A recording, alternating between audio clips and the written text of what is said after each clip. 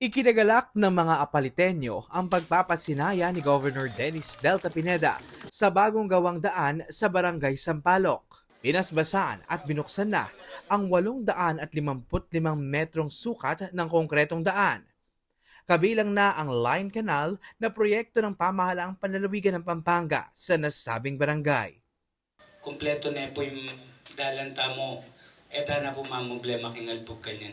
Siguradong diyang ating uran makalabas tamo po masalese.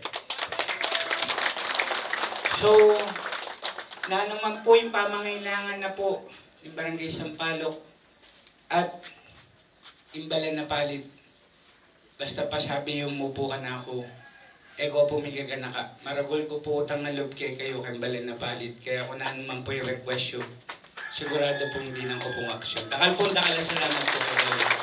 Kasama ng gobernador sina Appalachia Mayor June Tetangco, Vice Mayor Peter Nucom, Lubao Mayor Esme Pineda at Board Member Nelson Calara na bumisita sa seremonya at personal na kinumusta ang mga residente. Sana nakala pa rin proyektong talagang mangailangan na barangay na Aso Pantapa. But meron pa po ba nga bisita na kayo naman, Gov? Ne? Malagad mo atin pupuntang gobernador kay Baryoyo. Pero yung balo dumi-duming what you go kay Sampaloc na. So, ano po yung kailangan nyo? Malapit yung Sampaloc kay puso ng Gov. Tandaan nyo ito. Nakaisa rin sa pagpapasinaya sina Special Assistant to the Governor at PDRM Chief Angelina Blanco at Provincial Engineer Noli Pangan.